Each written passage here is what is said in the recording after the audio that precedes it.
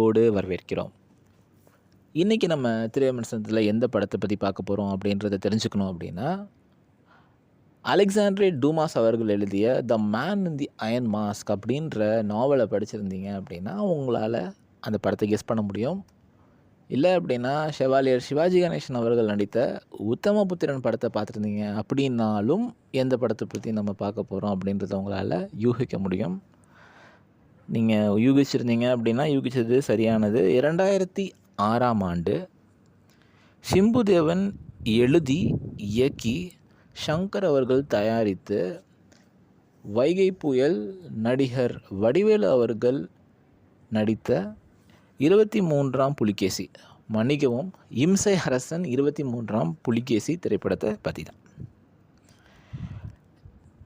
Art for arts sake, entertainment for entertainment sake அப்படின்ற சில பொதுவான வார்த்தைகள் நம்ம படிச்சிருக்கலாம், இல்லை கேள்விப்பட்டிருக்கலாம்.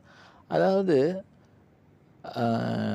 அரிசி வாங்குறதுக்கோ பால் வாங்குறதுக்கோ வச்சுருக்கிற காசு, முடி வெட்டுறதுக்கோ இல்லை பஸ்ஸுக்கோ ஆட்டோக்கோ நம்ம வச்சுருக்கிற காசை கொண்டு போய் தேட்டரில் கொடுத்து ஒரு படத்தை பார்க்குறோம் அப்படின்னா நம்ம குறைந்தபட்சம் அதில் தான் என்ன எதிர்பார்க்குறோம் அப்படின்னா, இறுக்கமாக உள்ளே போனாலும் வெளியில் வரப்போ ஒரு மனநிறைவோடு வரணும் அப்படின்றதான் நம்மளுடைய பெரும்பாலானோரோட ஆசையாக இருக்கும். அப்படிப்பட்ட ஆசையை முழுசாக தீர்க்கக்கூடிய ஒரு ஜானர் அப்படின்னு பார்த்தோம் அப்படின்னா அது காமெடி.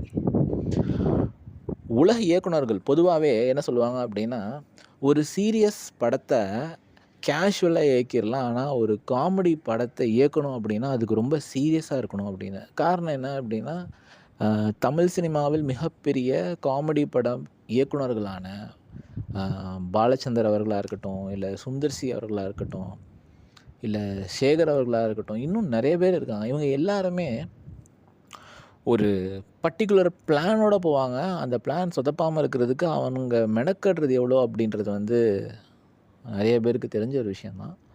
அந்த வரிசையில் எந்த ஒரு காமெடி படமும் காமெடி ஃப்ளாட்டாக விழாமல் மக்களோட மனசில் போய் ரீச் ஆகணும் அப்படின்னா, அதுவும் அந்த படம் முழுசாக ரீச் ஆகணும் அப்படின்னா நம்ம அதிகமாகவே மெனக்கட வேண்டியது இருக்குது அப்படின்றது தான் நிஜம்.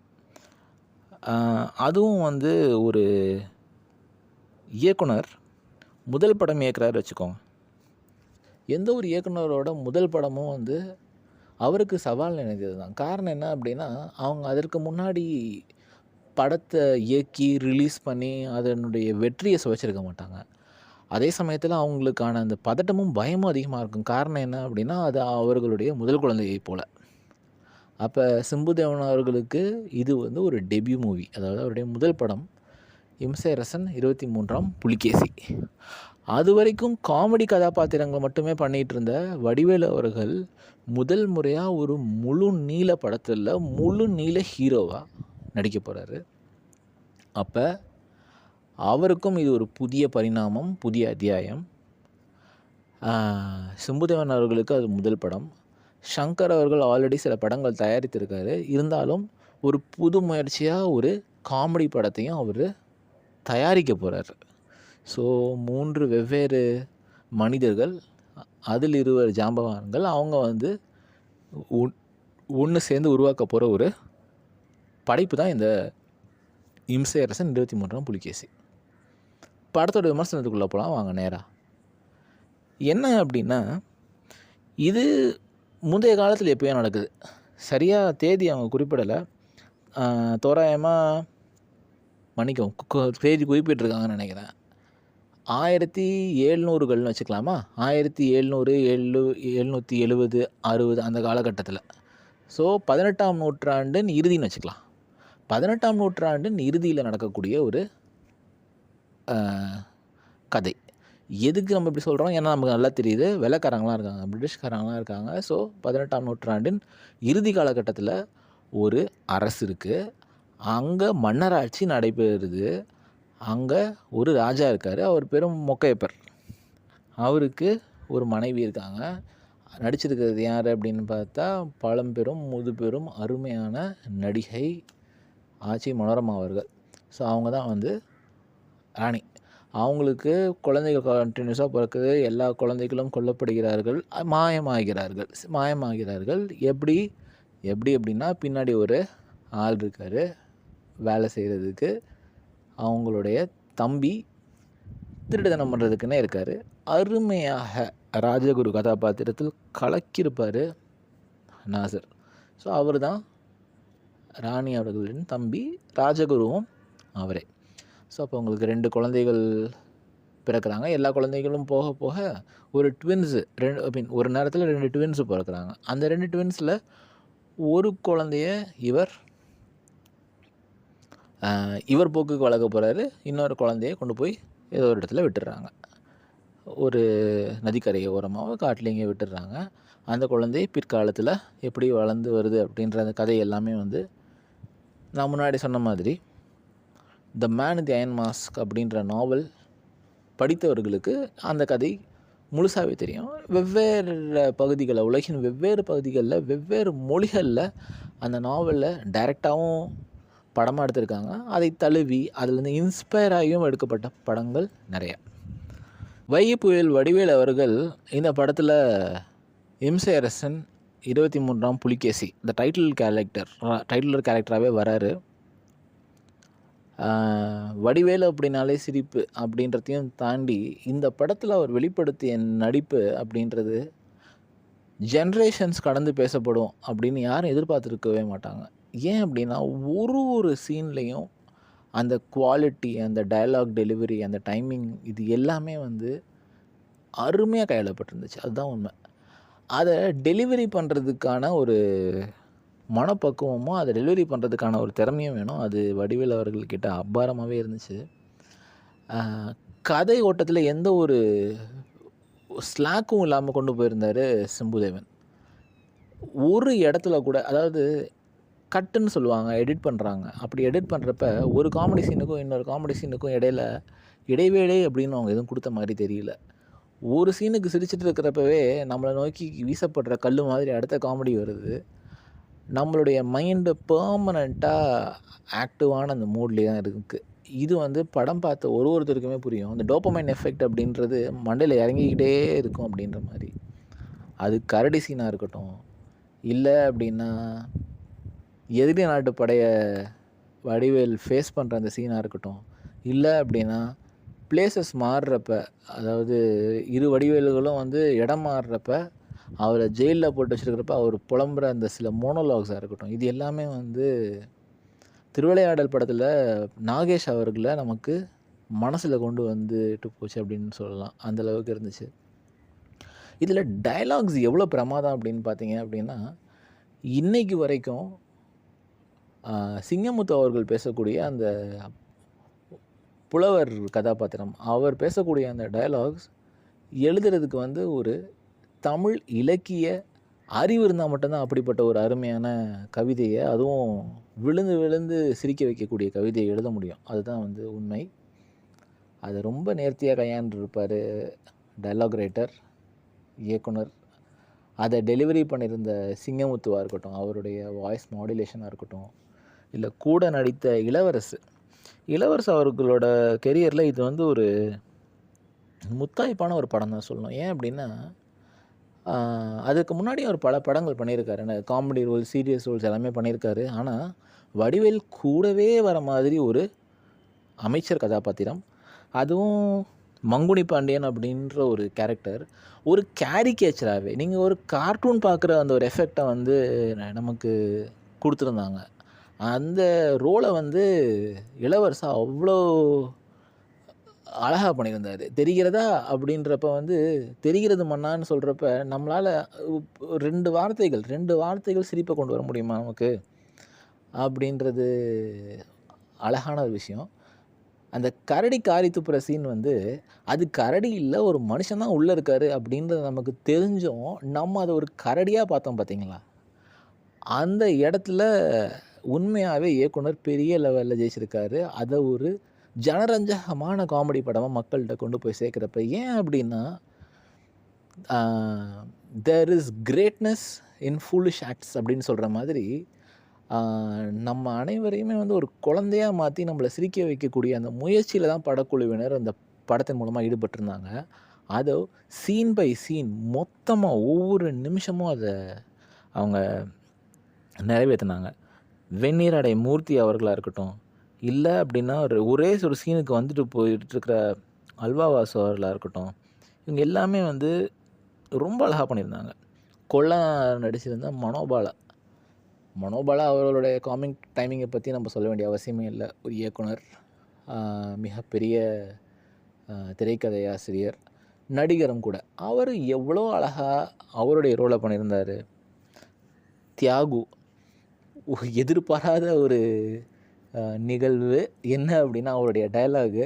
அது வரைக்கும் சிரித்து பார்த்துட்டு இருந்தவங்க திடீர்னு அவர் சொல்கிற அந்த வார்த்தையை கேட்ட உடனே பக்கத்தில் குழந்தைங்க பசங்கள்லாம் திரும்பி அவங்களுடைய அப்பா அம்மாவை பார்க்குறதும், அப்பா அம்மா திரும்பிய குழந்தைகளை பார்க்குறதுமா, அது ஒரு ப்ராக்டிக்கல் காமெடியாகவே போச்சு அப்படின்னு கூட சொல்லலாம். அப்படி ஒரு அருமையான நிகழ்வுகள்.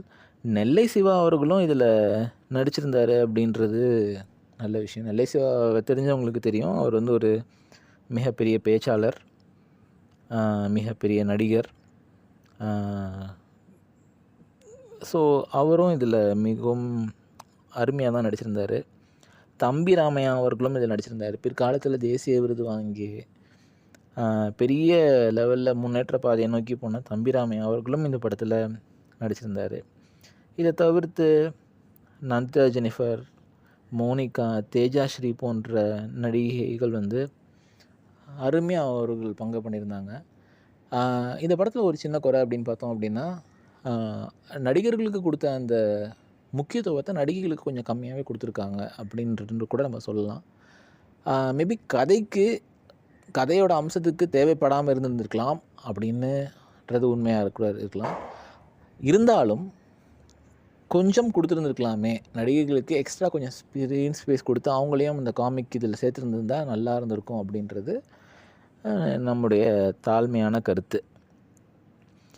அப்போ முன்னாடி நான் சொன்ன மாதிரி ஒரு குறிப்பிட்ட அமௌண்ட்டை கொடுத்து நம்ம ஒரு படத்தை பார்க்க போகிறோம். உண்மையான மனநிறைவு என்ன அப்படின்னா, நம்ம டென்ஷனாக உள்ளே போனாலும் வெளியில் வரப்போ அந்த கவலைகள் எல்லாத்தையும் மறந்து சிரிச்சுட்டே வெளியில் வர்றது தானே தவிர, போனதை விட அதிகமாக டென்ஷன் ஏற்றிட்டு வர்றது கிடையாது.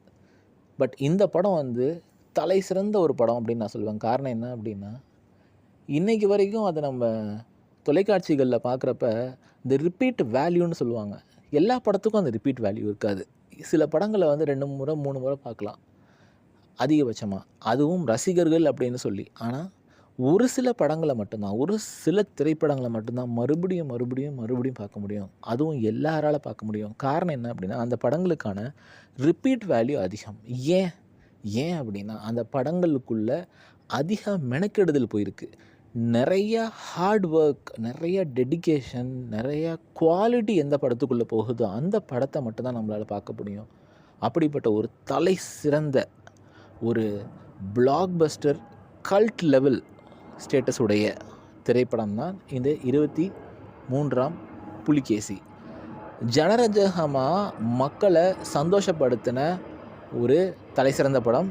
அதுவும் முதல் படத்திலேயே ஒரு சிக்ஸராக, முதல் படத்திலேயே அவுட் ஆஃப் த பாக்ஸாக கொடுத்துருந்தார் இயக்குனர் சிம்புதேவன். இந்த படம் எப்படியும் வேறு மாதிரி வெற்றி பெறும் அப்படின்றது தயாரிப்பாளரான சங்கர் அவர்களுக்கு தெரிஞ்சிருக்குமோ என்னமோ தெரியல, அவர் இந்த படத்தை தயாரிச்சிருக்காரு. அதே மாதிரி நடிகர் வடிவேல் அவர்கள் தான் கற்றுக்கிட்ட மொத்த வித்தையும் இந்த படத்தில் இறக்கி பிளேயிங் ஃபீல்டோட லெவலையே இன்க்ரீஸ் பண்ணணும் அப்படின்ற லெவலுக்கு விளையாண்டுருந்தார் அப்படின்றது தான் நிதர்சனமான உண்மை. இவ்வளோத்தையும் தாண்டி பல சமூக கருத்துக்களையும் இந்த படம் சொல்லியிருந்துச்சு அப்படின்றது உண்மை.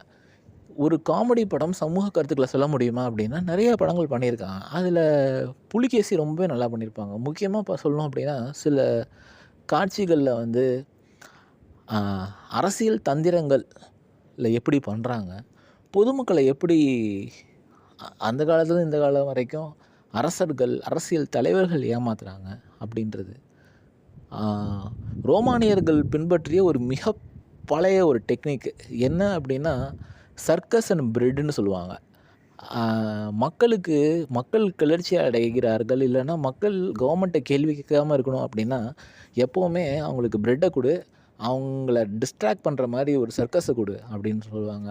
அதே கான்செப்ட்ட இந்த படத்தில வேற மாதிரி அழகா சொல்லியிருப்பாங்க. நடிகர்கள், விளையாட்டு வீரர்கள வச்சு எத வேணாலும் வியாபாரம் பண்ணலாம் அப்படின்ற மாதிரி ஒரு சில கருத்தையும் சொல்லியிருப்பாங்க. இது மிகவும் முற்போக்கான சில கருத்து. ஒரு காமெடி படத்தில இப்படிப்பட்ட முற்போக்கான மாறுபட்ட சிந்தனை களம் கொண்ட கருத்துக்கள்லாம் சொல்லுவாங்களா அப்படின்றப்ப, அதையும் அழகா ஜனரஞ்சகமா மக்களை சிரிக்க வச்சுட்டே அவங்களோட மூளைக்குள்ள புகுத்திய அந்த கதை வடிவமைப்புக்கு வந்து நம்ம ஒரு ஹேட்ஸ் ஆஃப் சொல்லி தான் ஆகணும். மொத்தத்தில் தமிழ் சினிமா பெற்றெடுத்த ஒரு பொக்கிஷம் தான் இந்த இம்சிஆர்எஸ்என் 23ஆம் புலிகேசி. இப்போன்னு இல்லை, 100 வருஷத்துக்கு அப்புறமா, நம்ம யாருமே இல்லாத சமயத்தில் 100, 150 வருஷத்துக்கு அப்புறமா நம்ம யாரும் இருக்க வாய்ப்பில்லை. அப்போ பிறக்கக்கூடிய குழந்தைகள், அப்போ தமிழ் பேசக்கூடியவங்க, அப்போ தமிழ் புரிஞ்சவங்க யாராக இருந்தாலும் சரி, இந்த படத்தை ஒரு வேளை அவங்க பார்க்குறாங்க அப்படின்னா, நம்ம எப்படி விழுந்து விழுந்து சிரித்தோமோ அதே மாதிரி ஒரு சிரிப்பை தான் அவங்களுக்கும் அது ஏற்படுத்தும். ஏன் அப்படின்னா, இது காலத்தை வென்ற ஒரு படைப்பு அப்படின்றத சொல்லி, இந்த படத்திற்கு நம்முடைய மதிப்பெண்கள் அப்படின்னு பார்த்தோன்னா 100க்கு 94 100க்கு 94 மதிப்பெண்கள் வழங்குகிறோம். இவ்வளோ நேரம் இந்த திரை விமர்சனத்தை பொறுமையாக, அன்போட, பாசத்தோட இணைஞ்சு கேட்ட எல்லாருக்கும் நன்றியை குறிக்கிறோம். அடுத்து நம்ம திரை விமர்சனம் நிகழ்ச்சியில் பார்க்க போகிற படம் எம்ஜிஆர் அவர்கள் நடித்த, அந்த காலத்தில் மிகப்பெரிய வெற்றியடைந்த குலே பஹாவலி திரைப்படம். அந்த படத்தோட விமர்சனத்தையும் பார்க்கணும் அப்படின்னா லைக் பண்ணுங்கள், ஷேர் பண்ணுங்கள், மறக்காமல் சேனலை சப்ஸ்கிரைப் பண்ணுங்கள். நாங்கள் போடுற வீடியோஸ் எல்லாமே உங்களுக்கு வந்துகிட்டே இருக்கும். இந்த விமர்சனத்தின் மீது உங்களுக்கு விமர்சனம் இருந்தால் அதை தாராளமாக எங்கள் முன்னே வைக்கலாம். ஏன் அப்படின்னா, விமர்சனங்கள் எல்லாமே சப்ஜெக்டிவானது, மாற்று கருத்துக்கு உட்பட்டவை. ஒவ்வொரு மனிதரும் தனிநபர், ஒவ்வொருத்தருக்கும் கருத்து சுதந்திரம் இருக்குது. அதை ஷேர் பண்ணிக்கிறதுக்கு நமக்கு உரிமைகள் இருக்குது. ஒருவேளை இந்த விமர்சனம் உங்களுக்கு புதுமையாகவும் உங்கள் மனதை தொடும் அளவுக்கு இருந்துச்சு அப்படின்னா அதையும் தெரியப்படுத்துங்க. காரணம் என்ன அப்படின்னா, உங்களுடைய ஆதரவு, உங்களுடைய மோட்டிவேஷன் எங்களை இன்னும் ஒரு படி மேலே போக வைக்கும், இன்னும் எக்ஸ்ட்ரா ஒரு வீடியோ போட வைக்கும். நன்றி, வணக்கம்.